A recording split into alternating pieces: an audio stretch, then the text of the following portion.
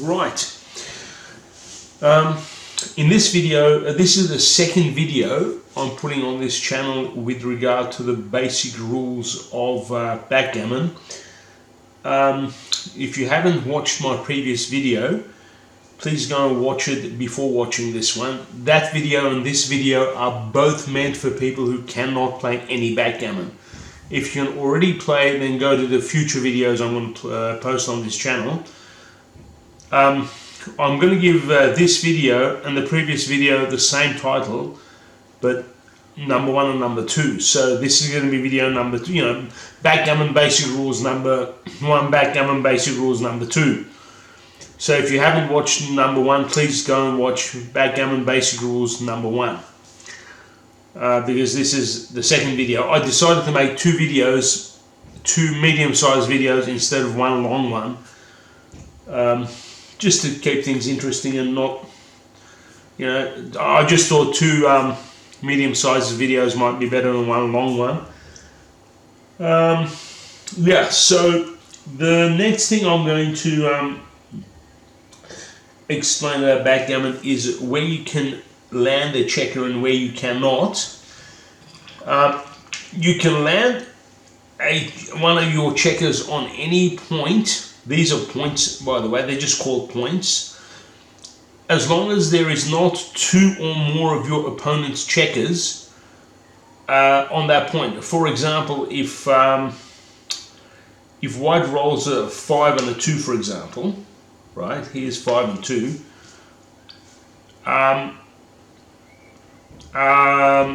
He cannot go 1, 2, 3, 4, 5 because there's already checkers here. And he could go 1, 2 and leave the checker there, but if he can't go 1, 2, 3, 4, 5, then there's already checkers there. You can't land on top of other players' checkers. So, for example, if there were 2 checkers here, and white got a 3, he could not go 1, 2, 3 because there's already 2 checkers here. So if there's more than 2 or more of your opponent's checkers on a point, you cannot land on that point. Now, which brings me to capturing. Now, in chess, when you take an opponent's piece, it's called capturing. In backgammon, it's called a hit. So imagine if black rolls, for example, a 4 and a 3. So he rolls a 4 and a 3, goes 1, 2, 3, 4, and then 1, 2, 3. Imagine then if white rolls a 3 and a 1. Now, he can actually move this checker 1 point because there's only 1 of his opponent's checkers on that point. There's not 2 or more, there's only 1. So that's when you can actually do a hit. In chess it would be called capture, in backgammon it's called hit. So then he hits, and then with his 3 on the dice he goes 1, 2, 3. That's called anchoring. He is now anchored. So now what happens, if black rolls for, now black has to firstly put that checker back into play before he can play any other checker. That's on his next roll. And when you get hit, you must land back in the opponent's quarter. So, for example, if on his next roll, black rolls a 6 and a 5, he loses a turn. Because 1, 2, 3, 4, 5, that's the 5 points in white's quarter, and that's a 6 point in white's quarter. Both of those points are occupied, so he can't land the checker that's been hit on the 5 or the 6. So he loses a turn. And then white rolls again. But if he rolls, for example, a 6 and, let's say, a 2, he can't land on the 6, but he can land on the 2. And then he can then play the 6, play another checker for the 6, like 1, 2, 3, 4, 5, 6, for example, right? But he's got to land back the checker that's been captured before he can do anything else. Now, you cannot capture under all circumstances. For example, again, let's imagine black rolls a 4 and a 3, right? As in the previous example, but this time, white doesn't roll the 3 and a 1. He rolls a 2 and a 1. Okay. Now he could go 1, 2 here, and then 1 there and hit there. But it's ill-advised to do that. You would not do that. You cannot hit in your own quarter and leave a piece, a checker exposed, because what happens, black hasn't really lost much ground. He's been hit in the opponent's quarter. He just has to land back there. So let's say on his next roll, black rolls, say a 5 with one of his dice, and say he rolls, for example, a 5 and a 2. Just an example. He now lands on, he could land on the 2, but he can also land on the 5 and hit white's checker, right? And then plays a 2 somewhere else, say he plays a 2 there. Now, white has lost done himself a disfavor, because that piece is now hit, and on the next roll, that piece that checker has to land back in black's quarter. It's gone from here, from his own quarter, all the way back to black's quarter. So now, instead of white having 2 pieces in black's quarter, he's got 3 pieces in black's quarter that he has to move all the way back here again to his own quarter. So you do not want a situation where there's a piece in your own quarter or close to your quarter already, where you get hit and you have to go all the way back to the opponent's quarter. You don't want to end up in that position. Therefore, in your own quarter or anywhere close to your own quarter, you do not capture unless you can anchor, unless you can put another piece on top of it. I mean, in this situation, for example, again, if white rolls a 6 and a 1, he can go 1, 2, 3, 4, 5, 6, hit, and then with a 1 he anchors. That's fine. There's nothing wrong with that. So now, but conversely, there's nothing wrong with hitting and not being able to anchor away from your quarter. For example, if there's a black piece here and one of white's pieces is here, for example, and white rolls a 4, he can go 1, 2, 3, 4 and capture and then hit. And if you can't anchor that, that's not a problem, because this checker now has to go all the way back into white's quarter again, and white has hit close to the opponent's quarter. This piece was in the opponent's quarter anyway, so if that gets hit, it hasn't got a long way to go back again. See, that's the problem with hitting in your own quarter and leaving yourself exposed, because if you get hit in your own quarter, you've got a long way to go back. But if you get hit near the opponent's quarter, where with a checker that was in the opponent's quarter anyway, that's not a problem, because you haven't come a long way, you don't have a long way to go back, so you're not at a terrible disadvantage.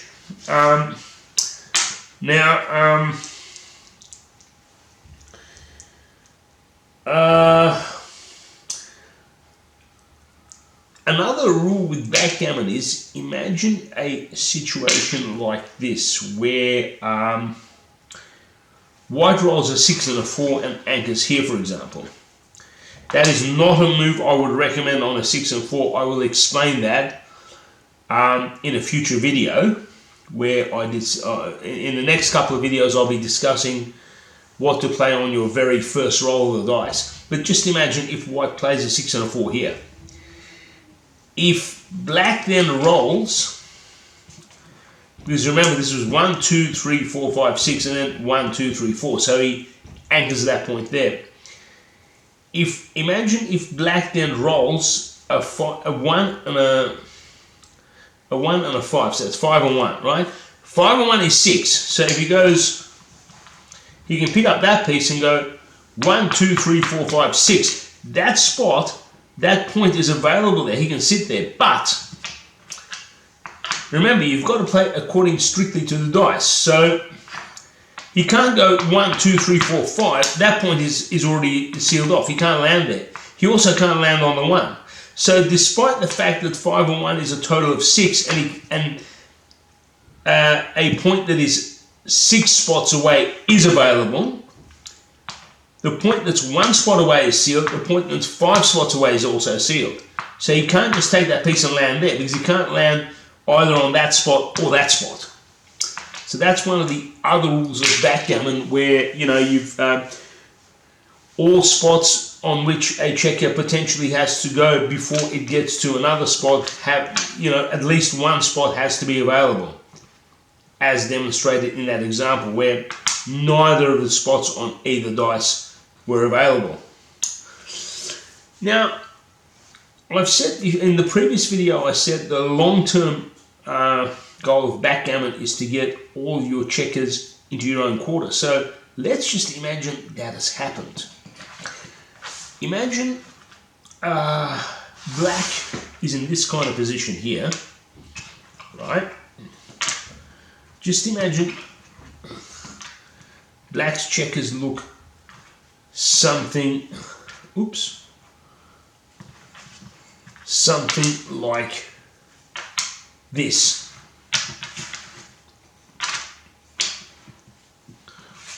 Something like that. And imagine white's checkers look something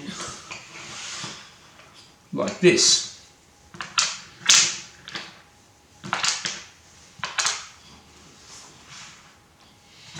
I'm using an extreme example here.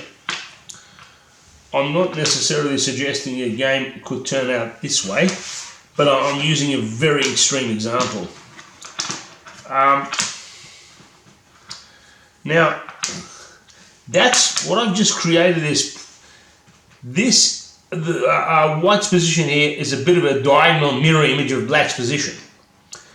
But right now, in this particular position, black is at a tremendous disadvantage. And the reason is, remember, the points for black go 1, 2, 3, 4, 5, 6, and for white go 1, 2, 3, 4, 5, 6. Now, in this case, both sets of pieces are all of black's pieces are in his own home board, and all of white's pieces are in his own home board.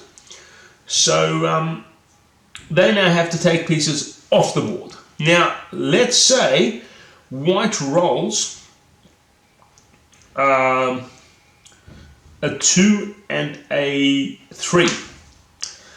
So you would take one checker off 3 and one checker off 2, because see, it goes like this: 1, 2, 3, off goes that checker, and then 1, 2, off goes that checker, right?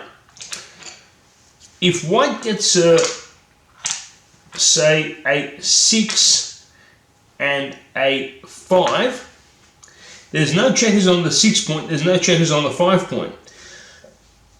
So for 6, he has to take the next checker that is closest to these points here where he's got no checkers, and that's this one on the number 3. So he takes that off. That's for the 6. And again, for the 5, there's no checkers anywhere here, so he takes that one off. But what if he had one checker here and he rolled a 5 and a 4? He can't take any of these checkers off here because he's got a checker in the 6 spot. So there's no checkers on 5 or 4. Sorry, I'll just leave those here. There's no checkers on 5 or 4, but there is a checker on the 6 spot. And he did not roll a 6. Both 5 and 4 are less than 6, but he's got a checker on the 6. So he can't take any checkers off here just yet. He's got to play the 5. He's got to go 1, 2, 3, 4, 5 first, or he could go 1, 2, 3, 4. Doesn't matter, but you'd go 1, 2, 3, 4, 5. That's a better play. I mean, you want to get your checkers as close to the one pointer as possible. Then, once he's done that, he's still got to play the 4. And now there's no checkers anywhere here. So he takes the checker on number 3 off instead of number 4 because there's no checkers on 4, 5, or 6. Takes that off. But then, what if he rolls a 5 and a 4 and there's 2 checkers on number 6? Well, what he's got to do, he'll go 1, 2, 3, 4, 5. So he's played the 5, but there's still a checker on number 6. There's nothing on 4 or 5, but there's still one more on number 6. So he cannot take that one off the board. He's still got to play 1, 2, 3, 4. See? So, excuse me. But again, going back to the beginning of this explanation, why is white an advantage here? Because he's got most of his checkers towards the end of the board at number 1, but black's got most of his checkers towards number 6. So let's say white rolls, well, with any roll, he can take checkers off the board. He's not forced to play with any rolls. So if he rolls a 2 and a 1, he just takes a 2 and a 1 off there. Remember, 1, 2, and 1, right? So he takes those checkers off there. Or if he rolls, say, a 3 and a 1, again, 1, 2, 3, that goes off, and then this one goes off, right? But then, what if black rolls a 2 and a 1? Well, there's no checkers on points 1, 2, or 3, so he has to play, say, for example, 1, 2, and 1. Oops. Sorry, my sleeves are sort of knocking all the checkers off here. I'm sorry about that. So he's forced to play. And then let's say, well, again, with whatever roll that he gets, white again takes some checkers off the board. So let's say he rolls a 2 and a 1 this time, right? Again, he takes the 2 off the board and the 1 off the board, right? But then what if black rolls a 3 and a 1, right? Again, there's no checkers on the 3 and the 1 point, so he's got to again play and go 1, 2, 3, and then 1. And look what's happened here. White's already taken 4 checkers off the board. Black's taken nothing off the board. So really, in that position that I just showed you, black has to get high rolls on the dice to be able to compete with white's position. So white would be in a very, very superior advantage. Now, going back to that position again, so to summarize that one, like black would continually, again, in this kind of position, black would have to roll a 6 and a 5, or a 6 and a 4, or a 5 and a 4 to be able to take checkers off the board. If he rolls anything like 1, 2, or 3, he's got to play.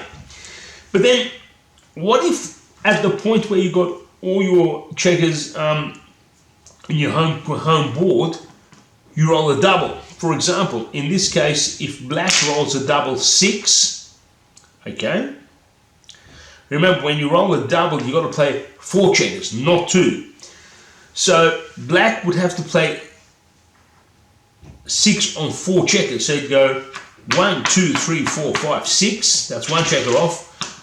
1, 2, 3, 4, 5, 6. That's another checker off. 1, 2, 3, 4, 5, 6. Another checker goes off. 1, 2, 3, 4, 5, 6. That's another checker that goes off. So it takes 4 checkers off. What if then white rolls a double 5?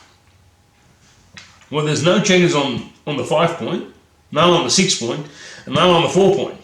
So he takes the nearest checkers off. The nearest 4 checkers that are near the 5 point are these 4 checkers here, right? So he takes them off. Okay, now what if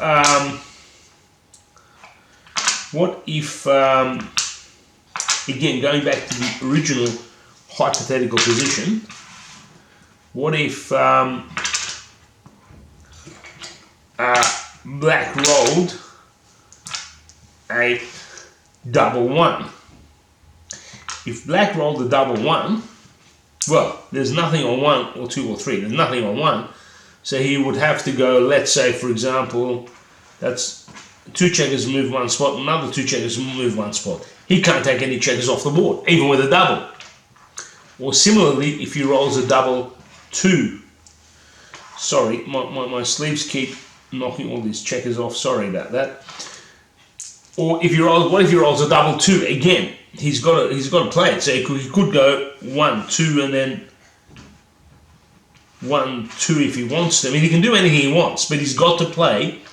He's got to play 4 checkers, 2 spots, because he hasn't got in that position there. He hasn't got any checkers on the number 2 spot. Similarly for double 3. If he gets a double 4, he can take those 2 off, because those will go 1, 2, 3, 4. But he's got to play play another 2 checkers, 1, 2, 3, 4, or he would go 1, 2, 3, 4. You know, so, oops, sorry, keep doing this. So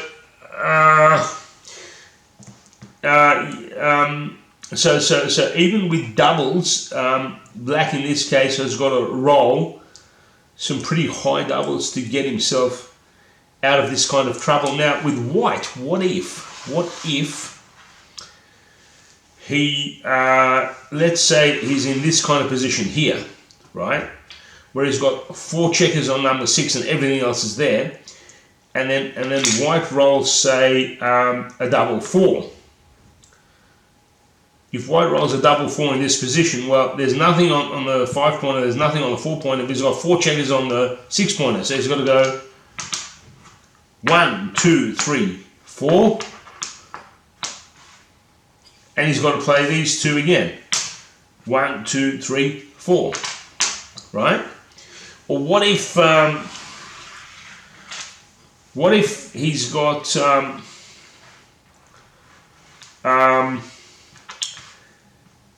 all these checkers on the 5 spot and he rolls a double 4? Same story. He's got to go 1, 2, 3, 4, and then, oops, 1, 2, 3, 4 again, right? But what if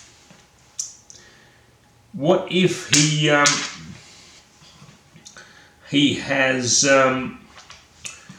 2 checkers on the 6 spot and he rolls a double 5? Well, these goes 2 checkers here, 1, 2, 3, 4, 5. But then for the next 2 checkers that he's got to move 5 spots, there's none left here anymore. So he takes those two checkers off the board. Or similarly, what if he has 2 checkers here and he rolls a double 4? Well, four's the 4 pointer, there's no checkers on that, but there's checkers on the 5 pointer. So he has to go 1, 2, 3, 4, and there's none left here anymore, so he's got to take those 2 off the board. Okay? So that's how, once you've got all your pieces in your own quarter, that's how you take your pieces off the board. Now, one other example, if white has got all of his pieces in his quarter except this one, but black's got all these pieces in his quarter, black can start taking pieces off the board, but white can't. White has to take this checker back all the way back to here, to his own quarter, before he takes any checkers off.